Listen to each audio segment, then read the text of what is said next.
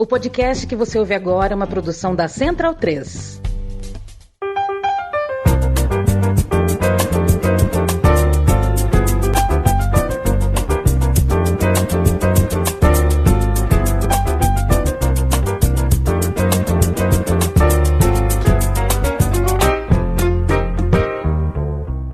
O amigo e a amiga da Central 3 é bem-vindo e bem-vinda. Este é o podcast Meio Campo. Eu me chamo Leandro Amin, estou ao lado de Bruno Bonsante, Matias Pinto. Hesitou. Deu uma hesita. Eu queria fazer uma graça, porque a gente teve probleminhas técnicos, né? Eu ia fazer a terceira vez que a gente faz a abertura hoje. Eu pensei em fazer alguma coisa diferente. Mas hesitei, e hesitar não é, né? Quando a gente hesita é melhor não fazer. Hesitar e depois fazer, provavelmente você vai estar fazendo bobagem. Tudo bem, Matias Pinto? Tudo bom. Hoje começamos o dia com uma excelente notícia, né? Mercúrio retrógrado, viu? Inclusive hoje. Começou hoje. Eu vou dar de Glória Pires, não consigo opinar. Tá bom. Parece que é ruim, né? O tal do Mercúrio retrógrado é ruim, não é? Pelo que eu entendi, especialmente nas comunicações. A comunicação fica um pouquinho prejudicada. Por isso que todo mundo caiu na ginástica hoje? Por isso que todo mundo caiu na chamada da live do Meio Campo minutos atrás. Também, é verdade. Isso, O pessoal caiu bonito na ginástica hoje, né, Bruno Bonsante? A gente vai falar de futebol masculino, futebol feminino no torneio olímpico, mas a gente sabe que a Olimpíada é muito mais, mas muito mais do que futebol. Aliás, o futebol continua tendo um problema para enfrentar, né? O futebol não entra na temperatura dos Jogos Olímpicos, por mais que se tente. O futebol feminino ainda se aproxima, mas o masculino é uma frieza enorme. Você garante hoje um Espanha e Marrocos, você garante uma temperatura, porque foi um jogo entre Marrocos e Espanha em Marsella. E aí você abre o mapa regional ali, você vê que o lugar do jogo dialogou com as duas seleções, mas tirando isso, é um torneio que não consegue chegar na temperatura, mesmo a gente sabe por quais razões. A FIFA e o COI tem um problema político, histórico, e é por essa razão que a gente não tem futsal e outras coisas relacionadas a futebol. O basquete tem até o basquete 3 contra 3, né? Você gostou do 3 contra 3, ou Bruno Bonsante? Não, a gente falou isso na sexta-feira. Eu achei que seria legal se fosse tipo Duran, LeBron e Curry contra Jokic e dois sérvios que você escolhe. Aí seria divertido, mas se não, né? Ô Matias, você como apresentador do Fronteiras Invisíveis do futebol histórico aqui, e também como apresentador do xadrez verbal, e alguém que não é só diplomado, mas vivido nesse tema, né? O tema da geopolítica, o tema do embate entre nações, né? A gente sabe que historicamente a ginástica foi importante para você encenar esportivamente tensões geopolíticas. Não é à toa que por muitos anos, no pós-guerra, a Olimpíada tinha na ginástica soviética contra a ginástica americana um embate que era muito, muito sério, era realmente importante vencer essa competição. E, historicamente, nunca tocou, para falar num português espanholizado, né? Nunca nos tocou sonhar com medalha de ouro na ginástica. Nem para o brasileiro, nem para o argentino, nem para o nigeriano, nem para o sul-africano. A periferia do mundo, do ponto de vista econômico, evidentemente, do ponto de vista aí da força, né? A gente nunca teve essa permissão para sonhar com o mundo da ginástica. Sempre foi algo para Estados Unidos, Europa Ocidental, e a força soviética e tudo que veio depois ali, e a região como um todo, leste europeu.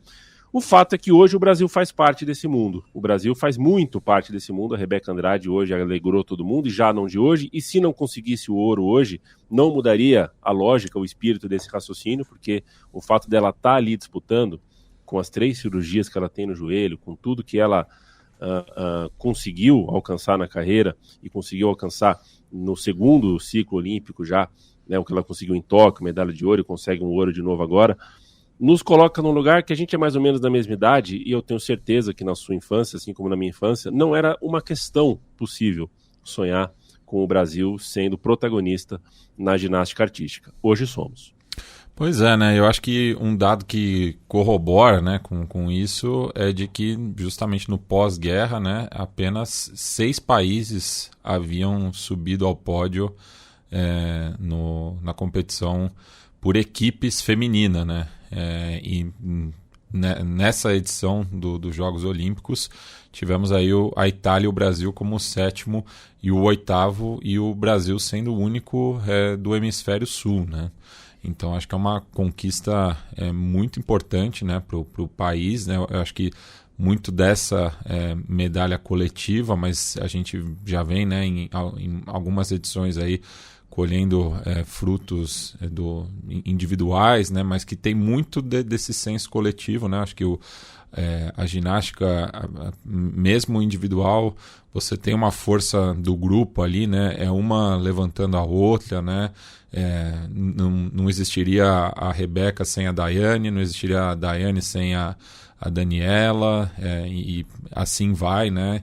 Então, e você vê, né, a comoção, né, mesmo da ex-ginastas comemorando ou mesmo assistindo o evento, mostra, né, que essa conquista da Rebeca tem muito dela, claro, sim, tem que valorizar, né, o nome dela, ela que está levando o Brasil mais para o alto, mas tem essa projeção aí, né?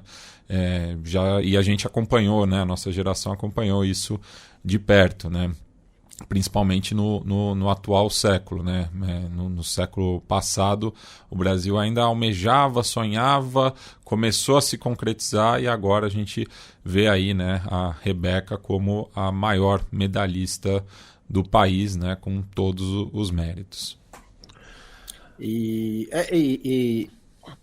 Tipo, ganhar 4 medalhas numa Olimpíada só, né, é coisa de potência mesmo, né, de atleta de potência mesmo, né, coisa que o Brasil faz no Pan-Americano, por exemplo, que a gente vê nadadores dos Estados Unidos ou grandes de todos os tempos fazendo, né, o que a Simone Biles fez com 3 ouros, mas o que a Rebeca também fez, e fez vencendo a Biles, né, que é aquela que talvez seja a maior ginasta de todos os tempos, e venceu nos 2 aparelhos, mesmo que na trave não tenha dado medalha ali por muito pouco, mas no solo, que talvez seja a despedida dela do solo também, né? Ela tá falando isso depois da competição, que é uma prova também muito marcante, né, para o público brasileiro, né? Também acho que uma coisa também que eu pensei, eu fiquei emocionado com o bronze da ginástica também, porque alguns das lembranças mais traumáticas de Olimpíada, para mim foi na ginástica, né?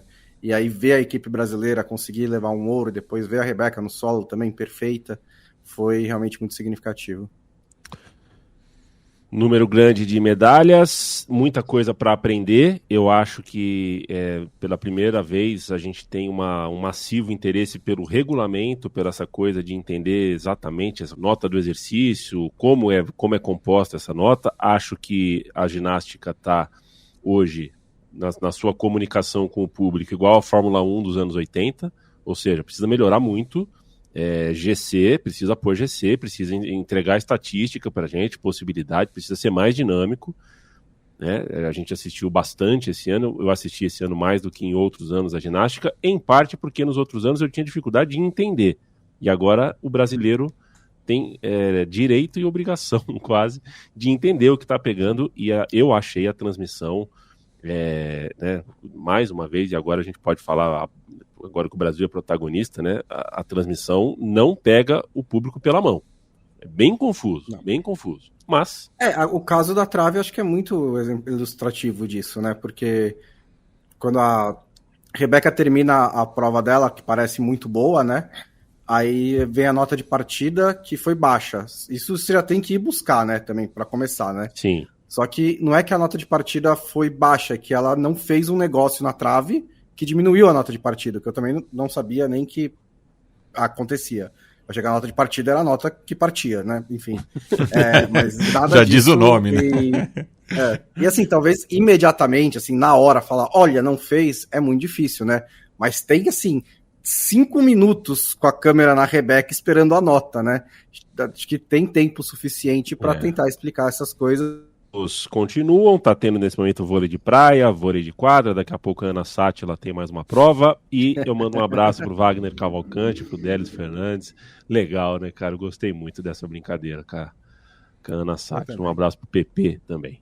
Luiz Gustavo, Cecília Madeira, o Maurício Silveira, gol do Egito, hein? Veja você. Gladson Rafael manda um beijo e um abraço pra gente, ele descobriu que não aguenta mais o campeonato da CBF. Pois é, Gladson, o campeonato da CBF foi o seguinte: o técnico esperneou, o jogador fingiu lesão, o goleiro se jogou no chão com dor, o presidente fez nota se achando perseguido, a torcida ameaçou os jogadores, a polícia bateu na torcida, e você pode repetir isso no domingo, que na próxima rodada vai ser isso também. O futebol brasileiro está realmente num baixo astral horroroso, mas a gente não pode ser parte do problema, a gente tem que ser parte da solução. Então, quando a gente vier falar de futebol brasileiro aqui, a gente vai falar com a maior dedicação possível, com o maior carinho, tentar pegar a pauta que é construtiva, tentar falar do que é legal, tentar ser crítico com o que tem que ser crítico, porque também não adianta a gente ficar só jogando para baixo o que já está no chão.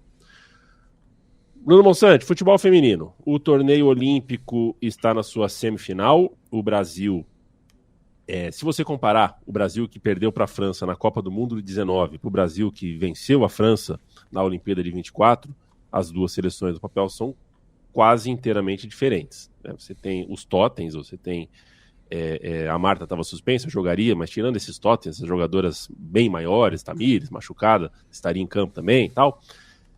Mudou bastante coisa. Parece que não, mas em 5 anos muita coisa mudou na seleção brasileira. Mais do que isso, mudou muita coisa em 3 dias, porque o Brasil que jogou contra a Espanha não esteve à altura da menor crítica. Foi abaixo da crítica. E o Brasil que jogou contra a França é uma seleção brasileira bastante respeitável. Que tal para você a campanha brasileira, o começo no mata-mata e a batalha de Nantes, que foi onde o Brasil eliminou com gol de Gabi Portillo. A França venceu por 1-0 numa partida que teve 19 minutos de acréscimo no segundo tempo. A França mudou menos, né? Tem alguns totens na França também, né? A Cascarino, a Cachaui, outros jogadores, a Renard, claro, né? Jogadoras que estão aí há muito tempo na seleção francesa. E eu acho que, para começar a falar sobre essa vitória do Brasil, acho que a gente tem que destacar o quanto ela é imensa, né? Porque o Brasil eliminou a seleção da casa na Olimpíada, eliminou uma seleção que, para todos os efeitos, é melhor que a seleção brasileira, né? Pelo menos é o que os resultados recentes, as atuações recentes estavam mostrando, e conseguiu, né, acho que aprender a jogar esse tipo de jogo, né, porque é um tipo de jogo que às vezes o time se vê nele e que exige algumas coisas. E acho que no primeiro tempo, quando sai o pênalti, eu não estava tão esperançoso assim, que o Brasil tinha aprendido a fazer esse tipo de coisa, a resistir, a sustentar a pressão, a jogar de maneira inteligente, concentrada e tudo mais. Me lembrou um pouco, né, o jogo, a virada contra o Japão, porque foi um pênalti que não deveria ter acontecido por vários motivos. Acho que foi um pênalti meio bobo. Só que o pênalti foi defendido e o Brasil continuou no jogo. E quando teve a oportunidade, marcou o gol, e teve oportunidades depois disso também, acertou a trave, e acho que a administração psicológica e emocional dos 19 minutos de acréscimo, porque, sinceramente, se a gente aqui estava desesperado, eu imagino elas lá, né, que, assim, elas têm que correr por mais 20 minutos, e eu não, sério, não é possível que isso aconteça, porque 20 minutos a mais é um tempo de prorrogação inteiro, sabe, não é possível você justificar esse tipo de coisa, e aí, não é específico do Brasil. Teve acréscimo, né? Porque dos acréscimos, né? Isso que é o mais absurdo. Porque foi 16 primeiro, depois virou 16, porque é lógico, né? Porque se você dá 16, você vai acabar tendo também, mas pra ter que dar a mais, né? E não importa se tá sendo em todos os jogos, tipo, não é um problema específico do Brasil. Se você der 45... Não dá pra ser padrão. Bom, se você der 45 minutos de acréscimo em todos os jogos, e desses 45 minutos você tiver que deduzir mais 45 minutos, e mais, você fica igual a Ana Sátila. O jogo exatamente, fica pra sempre jogando, né? Então, assim, mas isso é absurdo. Mas a administração, acho que do Brasil, durante esses 19 minutos, durante a parte final do jogo, em que a França estava em cima, em que a torcida estava em cima, eu acho que foi foi muito elogiável, foi muito importante para uma seleção que às vezes tem que lidar com esse tipo de crítica. Então acho que nota 10 para o Brasil nessa partida, chega com possibilidade para a semifinal, ganhou da França, assim, eu falei na sexta-feira que contra as principais seleções do mundo, esse Brasil é zebra, mas a zebra às vezes ganha, né? Ganhou da França e pode também tentar beliscar uma medalha. Mas acho que eu fiquei feliz com a atuação da seleção brasileira feminina, fiquei um pouco surpreendido, porque não tinha muita coisa na fase de grupos do Brasil que indicava esse tipo de performance, mas ela apareceu. Eu inclusive, na semana passada, né, eu tinha falado, né, que muito provavelmente a gente veria uma semifinal europeia e outra norte-americana, né, no torneio feminino, e ainda bem que eu paguei com a língua, né, porque a gente quase teve uma semifinal sul-americana, né, com a surpreendente Colômbia, né, indo para frente, conseguindo um 2-0 transitório contra a Espanha, sofreu o empate também, né, com acréscimos além da conta, levou para a prorrogação e infelizmente foi desclassificada nos pênaltis. Então a gente vai ter nessa reedição de Brasil e Espanha, né, que foi o jogo que tirou a Marta, né, das quartas e da semi, né. Também acho que foi excessiva, né, a punição a ela, já que foi uma fatalidade, né, não foi um lance que ela colocou, né, a jogadora adversária em risco, né, não foi uma agressão, né, foi, enfim, uma disputa de bola, mas, enfim, tá muito estranha, né, a arbitragem também, não tô querendo armar nenhum complô, assim, nada, né, mas tá muito estranha a arbitragem, né, nesse torneio olímpico, né, acho que muito por conta dessa tensão entre a FIFA e o COI, e do outro lado, né, a gente teve aí a Alemanha, né, eliminando as atuais campeãs, o Canadá, e vai fazer nessa semi contra os Estados Unidos, que são duas das maiores seleções do gênero, né? Quero mandar um abraço para Cecília Madeira. Cecília, o Lobo, ela pergunta, o Lobo sumiu? O Lobo tá com problemas técnicos e problemas, sabe quando chega o cara para consertar o telhado na hora da gravação? Acontece dessas coisas. Um beijo para você, Lobo. O Wagner Cavalcante diz aqui, me parece que os comentaristas ficam com receio de falar a verdade. Ele está se referindo à ginástica, né? Ô, Wagner, eu não tenho... Eu acho que eles estão no direito deles. Sabe por quê? Daiane dos Santos, Diego Hipólito, quem mais está lá? A Dani Hipólito, né? O Zanetti, são pessoas, eles são muito próximos dos competidores, eles não têm distanciamento, eles não dá para esperar algo diferente. Não dá para julgar isso. Aí você levanta um outro problema, né? Sim, aí é um outro problema. Se fosse necessário uma conta à parte. Um pouco. Sem dúvida, mas eu nem acho que eles têm receio de falar a verdade. Não acho que eles, não acho de nenhuma maneira que eles mentem na transmissão ou que eles tentam enganar, mas acho que é uma postura de meio que eles comentam como se eles estivessem, sei lá, ligando pra Rebeca depois do jogo e falando, que lindo, foi maravilhoso, blá blá blá e tal, né? É sempre com um apoio assim incondicional, o que, tipo, de novo, estão no direito deles, claro, mas para uma transmissão às vezes acaba faltando algumas coisas. Concordo total. A minha crítica principal é mais a transmissão mesmo, ao GC, não é a transmissão do comentarista e narrador, é GC, cara, tem que aparecer, antes da pessoa dar o salto, tem que aparecer de quanto ela precisa para ficar em primeiro, quanto ela precisa ficar em segundo, tem que ficar claro isso, tem que aparecer a classificação cada vez que alguém compete, fica tudo no escuro. Isso eu acho que tem que melhorar. Né? E por outro lado, também acho que não dá para cobrar a torcida da imprensa especializada, né? Porque é um pessoal que acompanha todo o ciclo olímpico, né? Tipo, e quer trazer, né, uma projeção mais próxima, né, do que vai acontecer, né? E daí o pessoal acha que tá torcendo contra, né? Que tá perseguindo os atletas brasileiros, enfim, não, gente. Assim, o Brasil é azarão na maioria das modalidades. E só para dizer, para não visar especificamente a ginástica, isso acontece em quase todos os esportes, que não são os que a gente conhece, tipo o basquete, que é só tipo botar a bola dentro, o futebol e tal. O boxe foi a mesma coisa também. Eu tava acompanhando uma luta, brasileiro parecia que estava bem. Eu falei, nossa, parece que ele tá bem. E ele perdeu por unanimidade. E, tipo, eu gostaria que durante a luta também a transmissão fosse me explicando um pouquinho melhor o que estava acontecendo com um pouquinho mais de precisão, porque eu não entendo nada do esporte. Isso não estava acontecendo também, não só na ginástica. Bruno Monsante, o Matias Pinto já citou aqui o que a seleção colombiana fez contra a Espanha, é digno de nota. A seleção da Colômbia desidrata quando perde a sua atacante referência, né? A Ramírez sai machucada e o jogo está 2-0 e a Espanha vai por empate, com um acréscimo muito grande, e a Espanha empata e depois consegue a classificação nos pênaltis. O fato é que a 9 que a Colômbia tem jogaria no Brasil, a 10 que a Colômbia tem jogaria no Brasil, a ponta, que é a Linda Caicedo, que a Colômbia tem, jogaria no Brasil. É um time que a gente ganhou um respiro, o Brasil ganhou um respiro contra a França. Esse tipo de pensamento negativo sai um pouco da nossa cabeça, mas a Colômbia, mesmo eliminada pela Espanha, começa a dar sinais, na minha percepção, de que ou o Brasil se mexe ou nem Copa América começa a ganhar.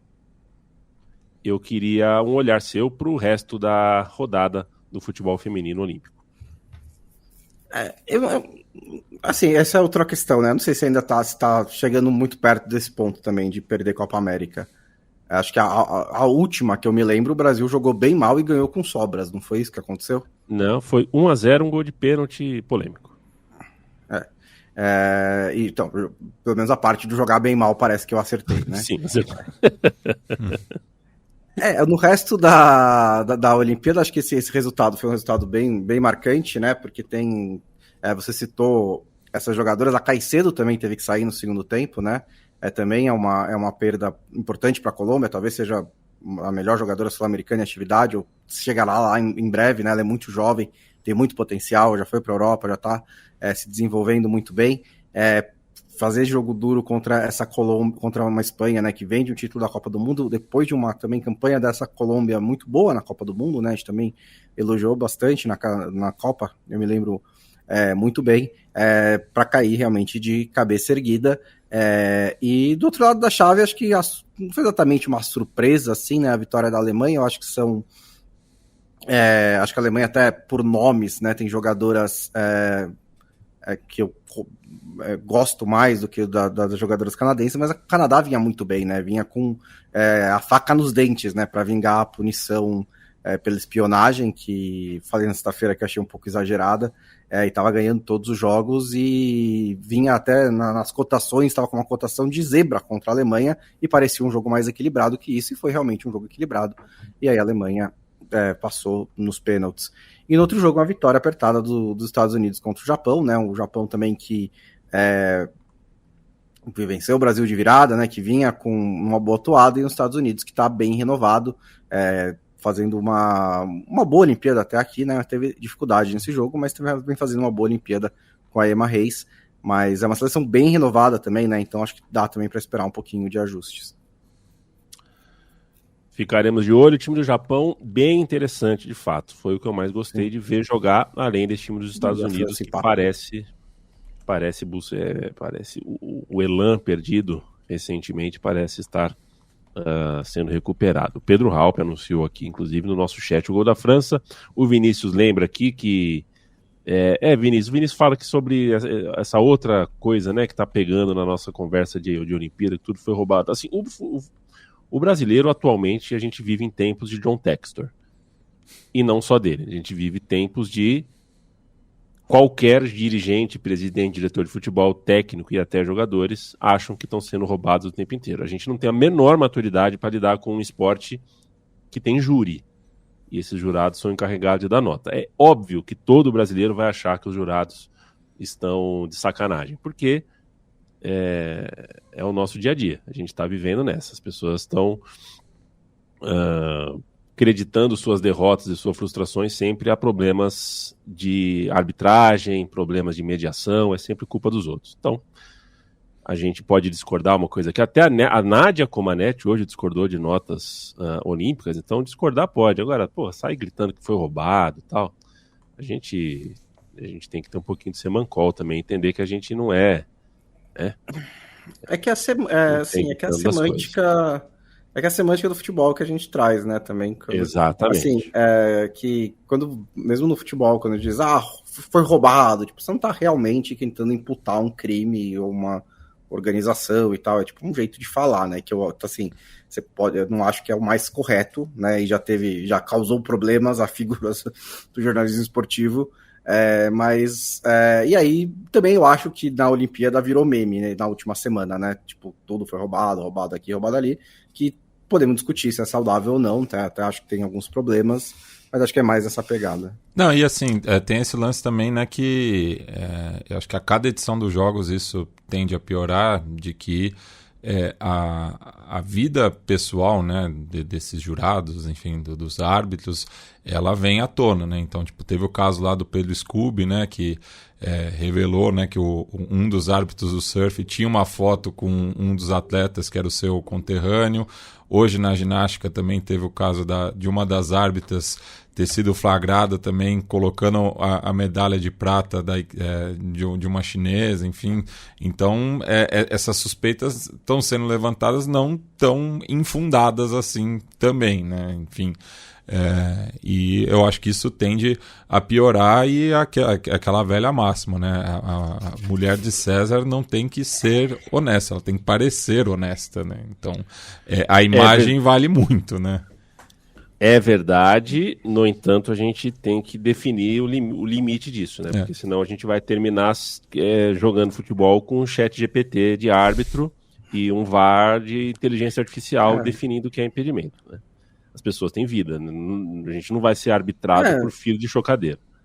E lógico, né, como tudo na internet, passa do ponto, né? Acabou o jogo do Brasil, eu tava reclamando da árbitra, e aí começou a receber um monte de mensagem xingando ela, palavras chulas. Isso aí, posto. Tipo, lógico que isso não... E depois foram lá, invadiram o Instagram da coitada também, com não sei quantas mensagens, tipo... Tá, ela deu um acréscimo a mais, sabe? Mas, tipo...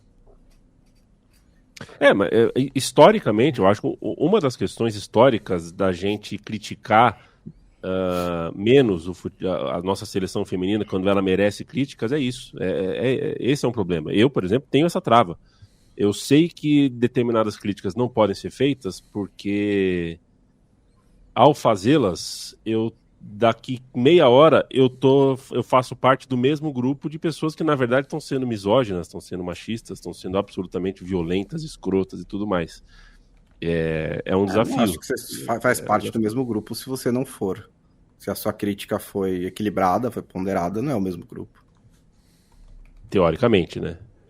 Você acha isso, mas na hora que o BuzzFeed levanta, confira aqui críticas e tal, enfim. É um debate um debate bom esse. É um debate que eu gosto de. E nas Olimpíadas a gente sempre tem essa questão, porque a gente está lidando com pessoas que são entre aspas, normais, né? A gente não está falando com os astros da NBA ou com os astros da seleção brasileira masculina, são pessoas que estão aí no mundão, e esse tipo de crítica mais violenta, esse tipo de crítica covarde, mexe para valer com a vida dessas pessoas, até porque elas não têm helicóptero a mesma rede de segurança. Exato, não tem um helicóptero e uma mansão em Mangaratiba para se isolar do mundo e se cercar de gente que só vai falar o que ela quer ouvir. Isso posto, ô Bruno Bonsante... Tá dando 90 minutos aqui, quer fazer over-under de acréscimos, 9,5?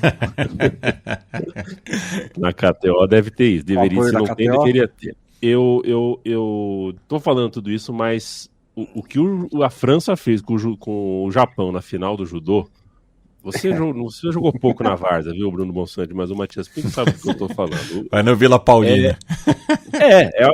É o jogo do time de várzea da Gaviões da Fiel, com o Dentinho apitando e a bateria da Gaviões no alambrado. Não, o Dentinho eu tenho que defender ele, é um dos árbitros mais neutros da várzea, se isso é possível. Tá bom, depois eu vou te mandar um áudio do Gabi de 6 minutos pro Dentinho.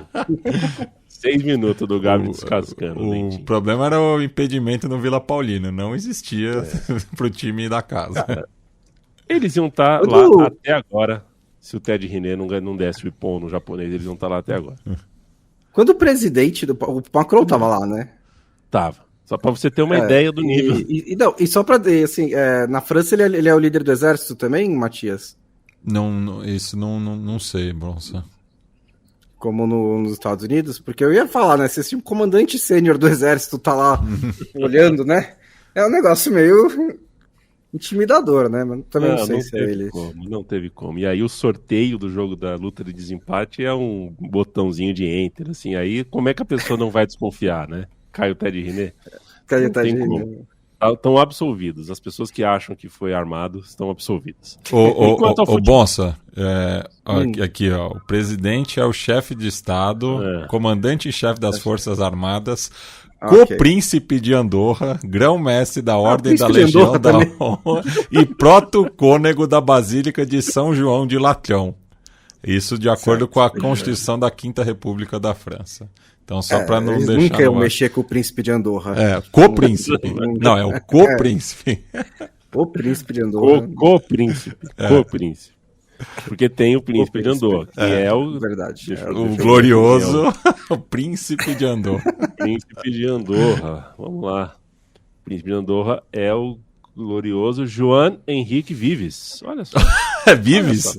Tá de brincadeira. Que coisa. Então, nosso Fernando Vives é nobre. É nobre. Ele é o João Henrique Vives, ele é o bispo de Urgel. São co-príncipes de Andorra, ele e o Emmanuel Macron. É um dos melhores bispos do mundo. Faz uma ótima gestão, né? À frente de Andorra muito ali. Bom. O Adionelato ali, tá realmente tudo caminhando muito bem por lá. Renan Silva disse que Andorra é um baita de um país e que ninguém fala nada. Eu entendi a imitação por escrito. Renan, um abraço para você. Um amigo meu disse que Andorra parece um grande graal, assim, entre a Espanha e a França. Ô Matias, agora foi pro espaço, né? Porque a gente mexeu o roteiro aqui para falar no fim sobre França e Egito. Agora vai pra prorrogação. Então foi pro espaço. Babau, então vamos falar né? um pouquinho vamos falar, já que a gente não vai saber quem está na decisão olímpica, se é a França ou se é o Egito, você escolhe. Se é o finalista de Schroeder, né? Você me diz, por favor, se quer falar do Micali no Egito, do que significa esse time, ou se quer falar de Argentina e França, que tal para você o papel do anfitrião? A seleção francesa andou por aí, né? Não jogou em Paris, jogou em outros lugares. Isso é interessante também, de alguma forma. Que tal para você? Eu acho, assim, curioso, né? Que ao contrário da Copa do Mundo, né? Que tem uma correlação muito forte entre o anfitrião e o campeão, né? São várias edições, né? Que isso acabou ocorrendo. Nos Jogos Olímpicos, essa pode ser a quinta vez, né? Que o país sede ganhe a medalha de ouro, né? Fique na primeira colocação, né? Tivemos a Inglaterra em 1908, a Bélgica em 1920, a Espanha em 92 e o Brasil em 2016, né? Então a França tenta ser aí o quinto país, né? E o Yamin deu quase uma zicada olímpica no coitado do Egito, aparentemente, porque vão rever um pênalti aqui que talvez vão dar. Então, enfim, então corroborando a França, né, se for confirmado, né, esse pênalti, tem grande chance aí, né, de conquistar a medalha de ouro, né, sendo o país sede, e o Egito, por outro lado, né, tenta chegar pela final de maneira mais efetiva, né, pela terceira vez, conseguiu 2 semifinais, né, uma ainda como a República Árabe Unida, em 1964, eliminando o Brasil na fase de grupos, né, naquela ocasião passou a Tchecoslováquia e a República Árabe Unida, num grupo que tinha a Coreia do Sul também. Lembrando, né, que o Brasil mandava um time de aspirantes, enfim, né? No caso, o jogador mais conhecido daquela geração foi o Roberto Miranda, né, que depois fez parte do grupo que foi tricampeão mundial no México. O técnico era o Vicente Feola, né, que tinha conquistado o primeiro título mundial da seleção brasileira 6 anos antes. E em 1928 o Egito chegou à semifinal, foi goleado pela Argentina na ocasião, e depois na disputa pela medalha de bronze tomou outra sapecada para a Itália, perdeu por 11-3, mas tinha passado por Portugal, né, nas quartas de final, uma vitória por 2-1, e ganhado do Egito, da Turquia por 7-1 na primeira fase, né? Então eu acho que para o futebol egípcio, né, essa medalha de ouro teria um peso muito grande, né? Seria a terceira seleção africana a chegar no topo do pódio, né? A gente teve ali aquela sequência nos anos no final do século passado, né, que o Brasil sentiu na pele, né? Foi eliminado tanto para a Nigéria quanto por Camarões. E agora, né, a gente podia ter também, né, uma final africana, mas a Espanha acabou eliminando o Marrocos, né, no jogo anterior, e agora o Egito aí tá... Como tá a situação aí, Bonsa? O árbitro foi pro VAR. É que é pênalti de mão na bola, e ninguém sabe, inclusive os árbitros, se é pênalti ou não, mas eu já vi pênalti dado assim, né? O cara pula com a mão toda aberta, é que ele tá de costas também, mas ele tá fazendo um movimento antinatural, assim, ele tá meio que, enfim... eu não sei mais, mas o árbitro foi pro VAR e tá checando o monitor. O jogo já tá parado há bastante tempo, inclusive, para não ajudar muito a gente aqui. Mas vamos ver, né? Assim... Não, só um complemento, né, enquanto a gente espera aí a decisão. É que em 64, e a mim, você, né, que gosta muito, né, desse tipo de pesquisa, né, para o meu time de botão, a seleção brasileira principal jogou apenas 3 vezes, né, em 64, sendo que era a atual campeã mundial, né, mas teve apenas 3 jogos naquele ano, não contando, claro, esses jogos da seleção olímpica, né, disputou a Taça das Nações, goleando Inglaterra, perdendo para a Argentina por 3-0 e goleando Portugal por 4-1. Todos os jogos aqui no Brasil, né? 2 no Maracanã e 1 no Pacaembu. Inclusive, essa derrota para a Argentina no Pacaembu foi a última da seleção brasileira jogando aqui na capital paulista. Matias Pinto acaba de dizer que a seleção brasileira jogou 3 vezes em 1964. Isso serve para quando você quiser conversar com teu amigo, com a tua amiga, sobre gols na seleção brasileira. O não sei quem é o terceiro artilheiro da história da seleção brasileira. São tempos e tempos, são épocas e épocas. Em 1964, se o Brasil fizesse 20 jogos, o Pelé teria feito 30 gols. E aí a gente teria mais um número aí, e aí falaria mais amistoso. Não conta, tem que ser jogo oficial. Aí, saco, cara, que saco. Eu já não sei. Diga lá, Bonso. O árbitro decidiu que a mão é sim, mas ele tá vendo uma falta do Badê. Puta. Legal. Do jogador egípcio, então, porque teve 2 mãos ali nas costas. Eu acho que até quarta-feira sai esse resultado aí. Acho que depois do surf, talvez, a gente fique sabendo. Peraí que ele... Você fala isso brincando, mas o primeiro jogo do torneio olímpico foi isso. Né? Os times já estavam no ônibus, eles voltaram pro campo. Argentina, e ele tomou a decisão e tá explicando pros jogadores, mas não sinalizou até agora. Não comunicou ainda. Mas acho que não foi pênalti. Não. Acho que não foi pênalti. Então... Seria pra quem o pênalti? Pra França. Pra França. Então ele foi valente de não marcar. Foi valente. Porque o VAR deixou bem claro que gostaria que fosse marcado, né?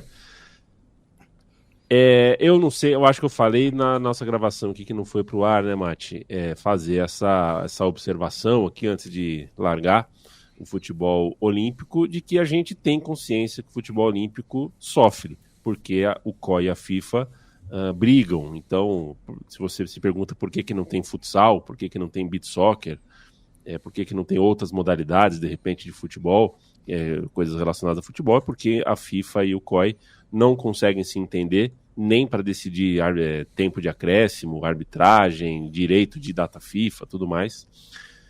E isso tira muito da competição, principalmente da masculina. Eu acho que o futebol masculino, a gente está vendo 200 esportes, é uma delícia, a Olimpíada, a melhor quinzena do ano, sem dúvida nenhuma, mas o futebol não alcança a temperatura dos Jogos Olímpicos. O futebol começa morno, termina morno, e a gente conta as histórias que a gente tem para contar. Estão contadas, Matias? Eu acho que sim, né? Enfim, o futebol masculino, assim como acontecia com o beisebol também, né? Nas edições que tinham, era meio... parecia o intruso, assim, né? Porque não era um convite oficial, né? É tipo, você leva 3 e mais uns acompanhantes menores de idade, né? Então, porque os Jogos Olímpicos é isso, é a elite do esporte ali, né? O basquete a gente vê isso, né? Os jogadores da NBA querem estar lá, né? Não todos, porque tem alguns que têm medo do doping, mas eles querem estar nos Jogos Olímpicos, né? E você vê o Djokovic ontem, né? Super emocionado, né? Com a conquista dele, porque era a medalha, a conquista que faltava, né? Para a carreira dele. Acho que agora ele consegue se aposentar mais tranquilo, né? Mas conseguiu um feito histórico ontem, né? Se igualando ao Nadal e ao André Agassi, né, de conquistar os 4 grandes slams, mais a medalha de ouro olímpica, enfim. Mas o futebol fica meio à parte, assim, né, e a gente já, volta e meia, a gente discute, né, quais soluções poderia dar, né, para mudar um pouco essa pasmaceira do futebol olímpico, né, masculino, sobretudo, mas, enfim, passa edição, sai edição e é um problema que está lá porque é a modalidade mais popular do mundo, mas não é o principal torneio, né, da categoria. Eu acho que tem algumas coisas, assim, a primeira, tipo, tirando a parte política que o Yavin já falou muito bem, os times são estranhos, né? Os times são estranhos, porque não é torneio de base, mas tem uns veteranos, mas também não é exatamente base, porque hoje em dia, 22 anos, 23 anos, os caras também já estão no profissional há tanto tempo, que também perde um pouco esse caráter. Então, tipo, acho que a formulação dos times não tem exatamente uma fórmula ideal, né? Se você não vai fazer o melhor possível, né? Se você não vai fazer uma segunda Copa do Mundo, é difícil você realmente chegar a uma fórmula ideal. Segunda coisa é que talvez fazer mais jogo na cidade sede, né? Porque eu tava, assim, eu acho que a Olimpíada... O futebol é muito usado na Olimpíada como um braço político também do comitê organizador, que é para dizer, vai ter Olimpíada em Saint-Étienne também, vai ter Olimpíada não sei aonde, né? E espalhar pelo país, porque algumas cidades não têm o que fazer, né? Mas, por exemplo, Londres, quando fez a Olimpíada em 2012, poderia fazer todo o torneio de futebol em Londres. Tem, tipo, 1,5 zilhão de estádios para jogar futebol em Londres. A França tem tem Saint-Denis, tem o Parque dos Príncipes. Eu imagino que tenham outros estádios que também poderiam ter abrigado mais jogos de futebol. Eu sei que é um desafio logístico, mas você está tentando organizar uma Olimpíada, né? Isso em si é um desafio logístico. Então acho que talvez isso também pudesse dar um pouquinho mais de deixar os jogadores do futebol também convivendo na Vila Olímpica, convivendo na cidade. Acho que isso é um negócio muito importante também, inclusive para o basquete também, né? Que também tá bem fora, né? Por enquanto, de Paris. E acho que um terceiro ponto é que aí é da natureza humana nossa, né? Que é tipo, a gente vê futebol o ano inteiro. Aí chega a Olimpíada, a gente não quer ver futebol, né? É meio que tipo, fica mesmo se fosse um negócio muito grande assim, a gente daria mais atenção, mas acho que a gente quer ver outras coisas também, porque a gente sabe que quando acabar a Olimpíada a gente vai voltar pro futebol, porque a gente acabou de ver uma Eurocopa que tinha Espanha e França jogando, né? E assim, são outras Espanhas e Franças, mas a gente acabou de ver também. Então acho que quando chega a Olimpíada a gente já tá um pouquinho saturado de futebol, porque a gente acompanha o ano inteiro, tem tantas outras coisas que são mais legais, que parecem mais legais, que são diferentes, são novidades, e aí também o futebol acaba dando um passinho para trás. Hoje o jogo entre Marrocos e Espanha tem acontecido em Marsella. Se você abre o mapa, né, acaba tendo uma temperatura extra, porque são 2 países ali que, enfim, tem colônias. É um caso específico, né? Também, né? É um caso bem específico. E por ser específico, é quase um caso de exceção que confirma a regra. Eu estou totalmente de acordo com você, Bruno Monsanto, sobretudo em relação à Olimpíada de Londres, né? A Olimpíada de 2012 não tem muita explicação para por que a gente não teve jogo no estádio do Fulham. Pelo menos 6 ou 7 estádios nível FIFA em Londres, tipo, não tem... Pode jogar lá no norte do país, né? Então é isso aí, gente. A Olimpíada já está na sua segunda semana. A Ana Sátila tá cheia. Estou vendo aqui na imagem na minha tela, viu, bom? A Ana Sátila já está chegando para a prova noturna hoje, 11h30. Ela tem a repescagem da prova B da final, C da semifinal da repescagem 2 do grupo F. Mas Se ganhar, ela vai para a final da repescagem da Supercopa. Mas qual é o barco? Se ela perder, ela é o Slalom 2. Esse é o take 3 já, né? Não sei em qual que eu falei, mas achei muito azar da Sátila também ter perdido a vaga na final, né? Ela ali chega descendo, aí ela gira pra fazer o bagulho, aí chega outra em cima dela, devia ser punição isso daí. E aí ela, tipo, é bloqueada, e aí ela não consegue se classificar, fica em terceiro. Na Fórmula 1 isso seria o quê? Tipo, eu não conheço muito a Fórmula 1 seria os dois carros indo pro box, né? Porque foi uma batida, né? Eu falei uma besteira, porque um amigo meu escreveu, pô, essa canoagem aí, os caiaques passando um por cima do outro, eu falei, pô, o pessoal inventa uns esportes, mas eu pensei, cara, todos os esportes são inventados. Você não pega na natureza, né? Um esporte. Exceto o atletismo, né? O regulamento do atletismo foi inventado. Natação. Mas acho que tipo, exceto corrida, assim, né? Foi tipo, as pessoas já corriam e falaram, vamos ver quem corre mais rápido. Mas, tipo, jogar uma bola de aço, isso foi inventado, né? Acho que assim, na savana, o guepardo chegou pro leopardo e falou, vamos ver quem corre mais, assim. Vamos ver quem ganha mais. E o cara que inventou o salto com vara, vocês têm o nome dele ou não? Porque bateram o recorde agora, né? Aquele maluco da Suécia. O sueco é impressionante, né? O Duplantis. Mas esse é um esporte incrível, né? Eu lembro de uma reportagem da revista Piauí, contando sobre o drama da Fabiana Murer, né? E uma página inteira, as matérias da Piauí curtinhas, né? Matérias de 19 páginas. A primeira página inteira era explicando do ponto de vista físico o que acontece na fricção da vara ali que você põe num lugar específico ali no buraquinho, que é uma coisa impressionante. O salto com vara sempre me impressiona. Começa a Olimpíada, eu falo, não, eu já sei como é que funciona, mas eu não paro de me impressionar em como alguém começa, né? Porque essa é a minha pergunta, para fechar, tá? Pra gente já tá indo embora, né, Bruno Monsanto? Como é que alguém faz a primeira aula de salto com vara? Como é que é? O cara chega lá e fala, eu queria treinar. E aí? Tem uma vara aí? Que começa? Não faço a menor ideia. Deve ser, tipo... Provavelmente deve ser... Faz sei lá, meio que um laboratório, uma escolinha, você faz todos os esportes, né? Quando você é pequeno, você fala, gostei desse, tem mais jeito pra esse, mais jeito, sei lá. Talvez seja por aí. Eu corria rápido. E não mais... Parou por quê? Eu ainda corro rápido aqui, eu tô mais velho, né? E não tanto assim. Na escola eu fiz só os dois saltos, né? Escola... O salto em distância e o salto em altura. Foram as únicas modalidades do atletismo que eu tive algum contato, mas não era muito bom, não. Eu só fui crescer com 16 anos. Então, eu cresci 30 centímetros em um ano. Daí eu fiquei desengonçado. O oposto espiritual da Ana Sátila é o surf, né? Que nunca acontece, mas parece que vai acontecer agora. Eu acho... Porque hoje é o dia limite, né? Parece que, tipo... Hoje tem que acontecer, tem que acontecer. Ou vai ou racha. Tá lá o Jack Robinson. Ele tem uma estância irregular, viu? Ele tem 26 anos. Olha, do jeito que o Medina cara, ele vai ganhar esse ouro no meio do Jornal Nacional ao vivo. Do jeito que esse cara é predestinado. E acho que tá marcado para as 9 mesmo. Pois é. Os caras vão segurar um pouco, assim. Não vai dar outra, cara. Esse cara vai ganhar no take ao vivo. Aí vai entrar o Ernesto Palha, vai voltar o Globomar. Era bom o Globomar, hein?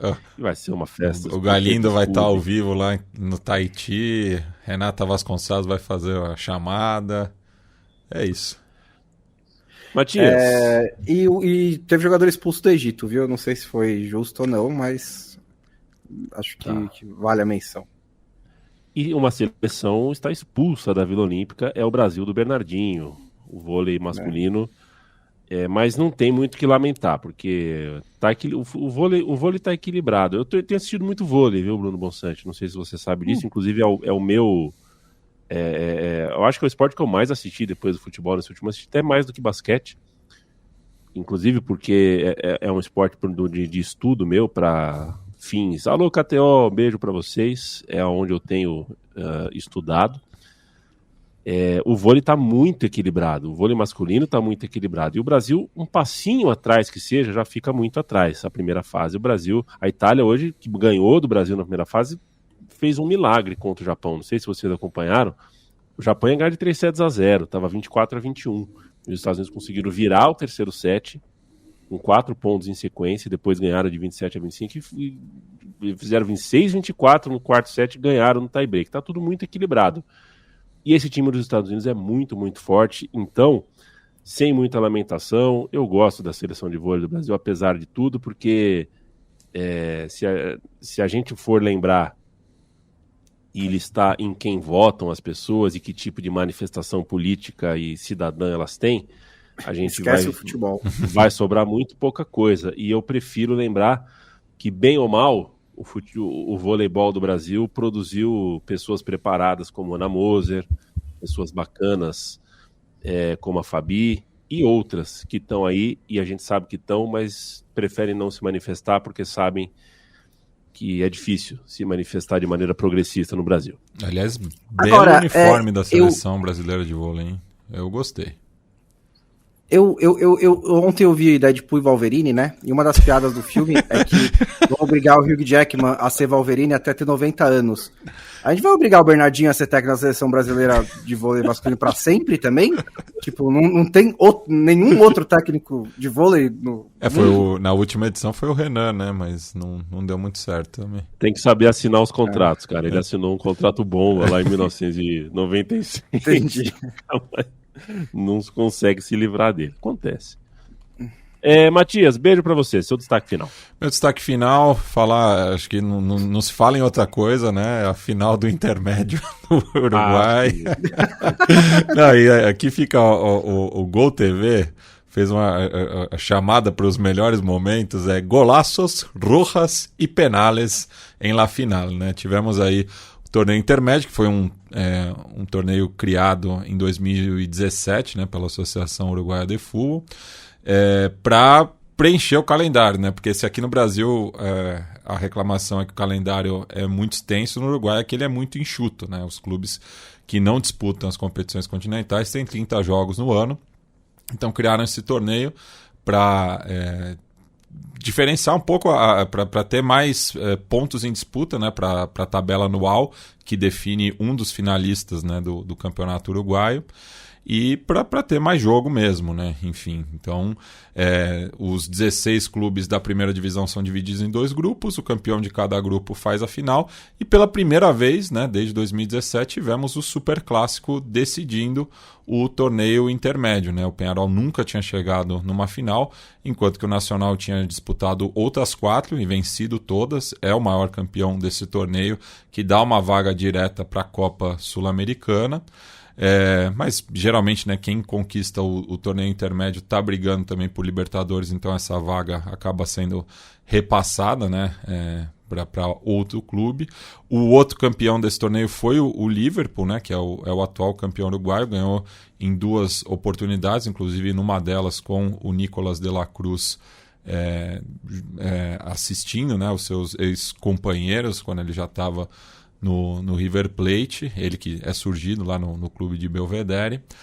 E foi um jogo bastante interessante, assim, né? Tivemos 2 golaços, né? Ambos marcados no mesmo ângulo do gol que fica na tribuna Amsterdã, e já que estamos falando de Olimpíada, né, as 2 tribunas atrás dos gols no Estádio Centenário levam os nomes, né, das sedes, né, que o Uruguai conquistou as 2 medalhas de ouro, né? Então o gol à esquerda da transmissão é Colombes, porque não foi em Paris também, né, em 24, já que a gente está falando disso, né? O torneio olímpico há 100 anos foi disputado em Colombes, não em Paris, e o gol à direita é Amsterdã, porque foi a sede, né, dos Jogos de 1928. Os 2 gols foram no mesmo ângulo, 2 golaços, né, um deles marcado pelo Léo Fernandes, né, que estava no elenco do Fluminense ano passado. Inclusive tem uma curiosidade que ele, junto ao Nery Cardoso, são os 2 únicos campeões tanto da Conca Champions quanto da Libertadores, né, ele que jogou um tempo no Toluca também e no Tigres. E o gol do Nacional foi marcado pelo Gonçalo Petit, que entrou no segundo tempo, uma bela jogada coletiva dos tricolores. E nas penalidades, foi 8-7 pro Nacional, e o mesmo Léo Fernandes, que fez o gol, o primeiro gol da partida, errou as 2 penalidades, porque ele foi o primeiro batedor do Peñarol, e as 2 ele mandou por cima do gol defendido pelo panamenho Merria. Então o Nacional, que contou, né, com a volta do Sebastian Coates, que errou um dos pênaltis também, sagrou-se campeão pela 5ª vez do torneio intermédio. Beijo para você, Bruno Bonsante. Tchau, tchau. Bom, meu destaque final é que Mateta acaba de fazer 2-1 para o Egito e para a França. Seria seria uma história melhor se ele tivesse feito para o Egito, né? Mas ele fez para a França. O segundo gol da dona da casa, e parece que vai dar um Espanha e França na final, que no fim são as 2 melhores seleções também da Olimpíada, em nomes, né, em talento dos elencos. Então também natural, mas uma pena para o Egito, que fez um jogo bem corajoso. E também queria registrar minha reclamação formal com as organizações da Olimpíada, que não deram nada pra gente ver no domingo à tarde, e amanhã vai ter 3 jogos ao mesmo tempo, né? Então vamos tentar, né? Inclusive passar isso um pouquinho melhor, né? Porque inclusive Brasil e Espanha no futebol feminino, e Brasil e Estados Unidos no basquete masculino, né? A gente vai ter que fazer um exercício aí. Brasil e Noruega no handball, né? Não Putz. Também é ao mesmo tempo, então o controle vai trabalhar amanhã, hein?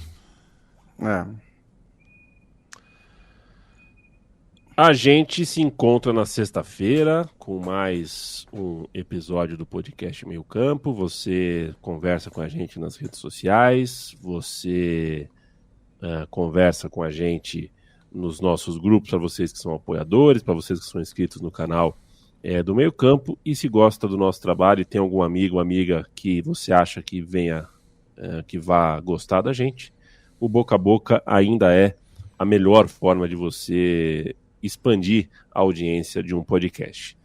Um abraço imenso a toda a comunidade flamenguista e rubro-negra, que hoje perdeu um dos seus maiores. Viva Adílio! Todo o meu respeito a um craque do futebol que entrou e saiu da bola sem manchar nem um pouquinho o famoso terno branco da reputação humana. Um cara brilhante, mais do que um jogador especial, um cara brilhante de quem ninguém tem um A para falar enquanto jogador, enquanto pós-atleta, enquanto ex-jogador. Um cara fantástico que morreu nessa segunda-feira.